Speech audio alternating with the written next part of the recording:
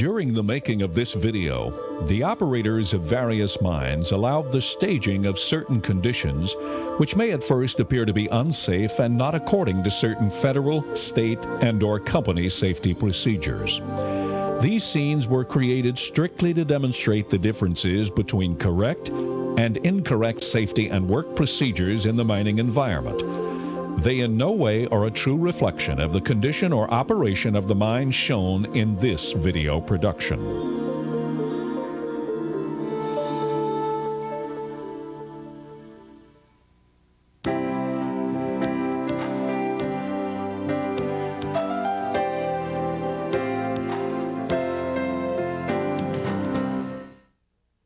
Whether you operate a dragline, excavator, loader, or you're a new miner and operate nothing heavier than a broom or a shovel, you may be exposed to lightning hazards during electrical storms.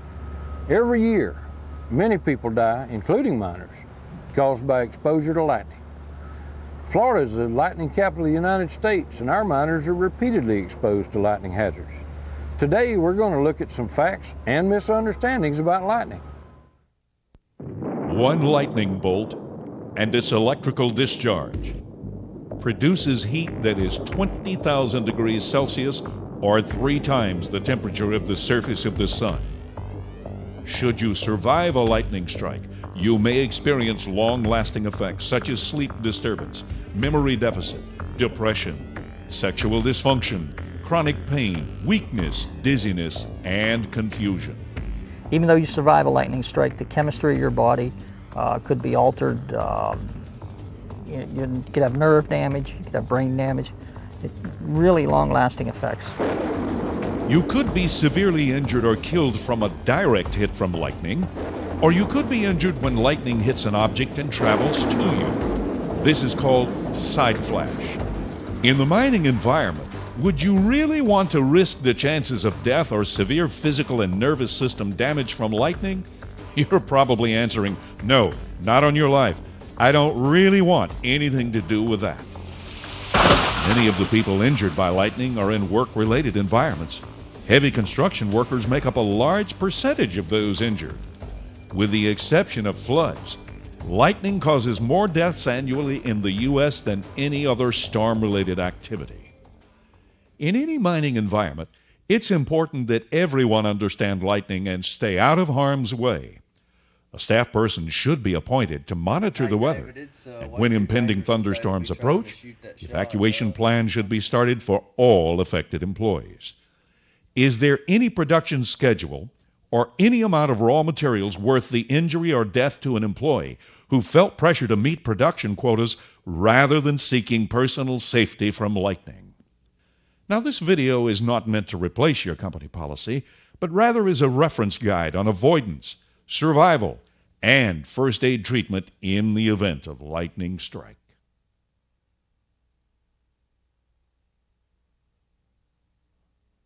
Positive and negative particles build within clouds. Positive particles are carried to the top of the clouds by updrafts.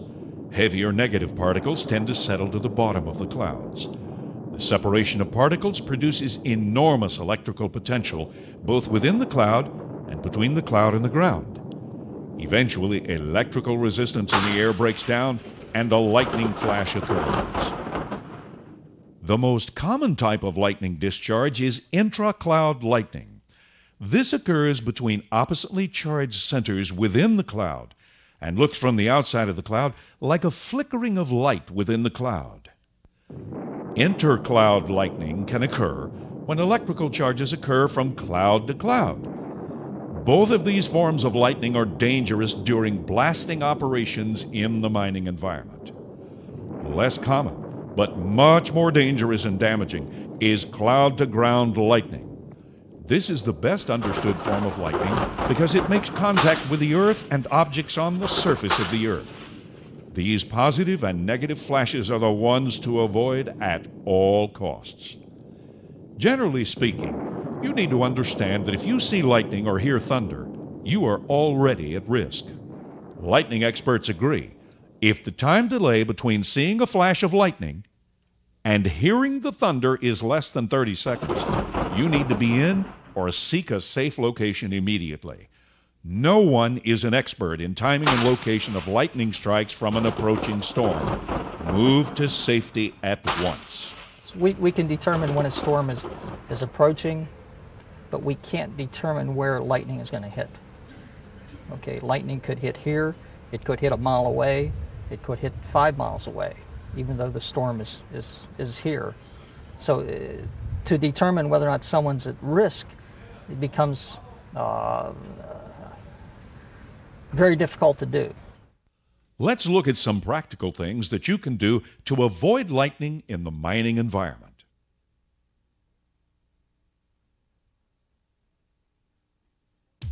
So you see the storm clouds on the horizon.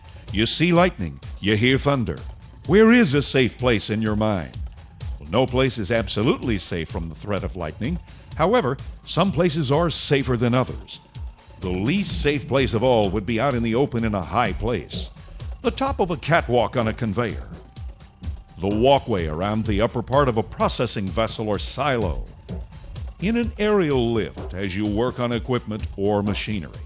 If you see lightning and hear thunder within less than 30 seconds of each other, then move to safety now. If nowhere else is available, you could seek shelter in your enclosed work truck. If you can't make it to a truck or a vehicle, then head for the nearest enclosed tool shed or field storage building found at lower levels or on the ground. No vehicle is absolutely safe from the effects of lightning. However, if you operate a bulldozer, front-end loader, haul truck, bucket or drag line, stay in the vehicle rather than trying to flee during an electrical storm. If the equipment has a metal roof, metal sides, even though it has some glass in it, the best thing for that person to do is to stay in that piece of equipment, okay? And maybe move away from the windows as far as they can, get toward the center of the equipment, and just sit there and wait the storm out. Essentially, that metal frame of that equipment is creating what we call a Faraday cage. And a Faraday cage it's like a metallic barrier that protects you from that lightning. If lightning would hit that, it would stay on the outside of this cage.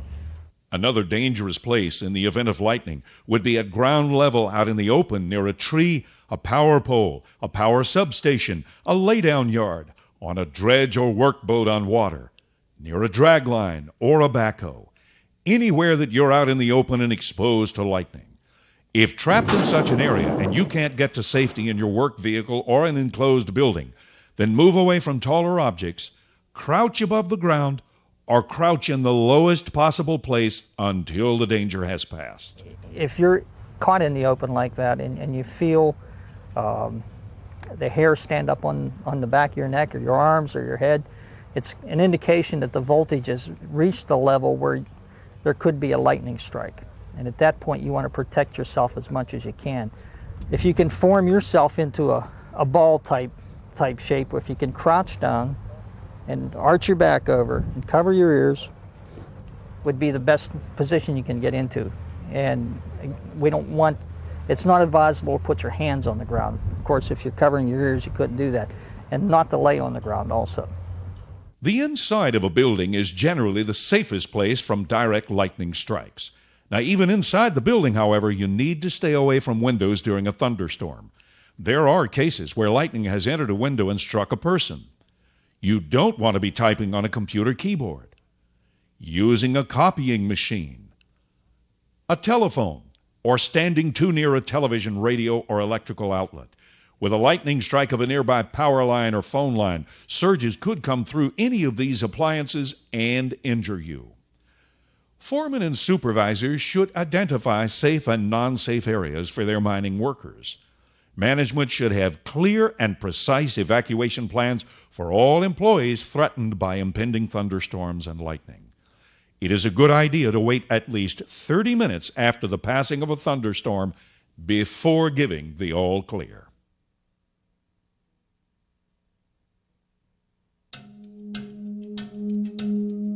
A myth that is prevalent: a victim of lightning retains the charge and is dangerous to touch since he's electrified, is absolutely false.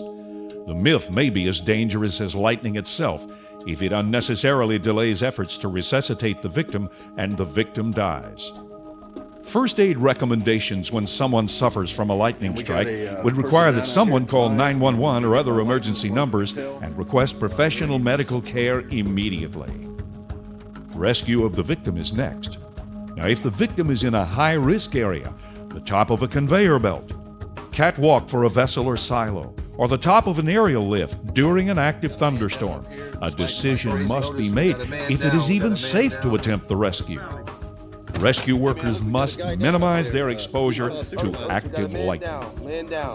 Once the decision has been made to move the victim to a safer location, then place a blanket, tarp, or article of clothing on the ground, place the victim on it, and begin patient assessment along with your ABCs at once.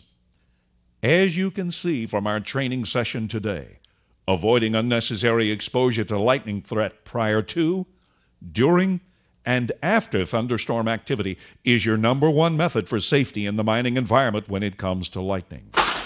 All individuals must ultimately take responsibility for their own safety when threatened by lightning. Lightning is an act of God. It's both unpredictable and unforgiving. What we've discussed with you today are some basic recommendations to avoid injury or death from lightning. If your mine doesn't have a plan for working safely during electrical storms, why not make one today? If you need help, contact your local state grants office, MSHA's EFS, local colleges, universities, the internet, consultants. Gosh, the list is endless. Until our next exciting mine safety training video, work safe.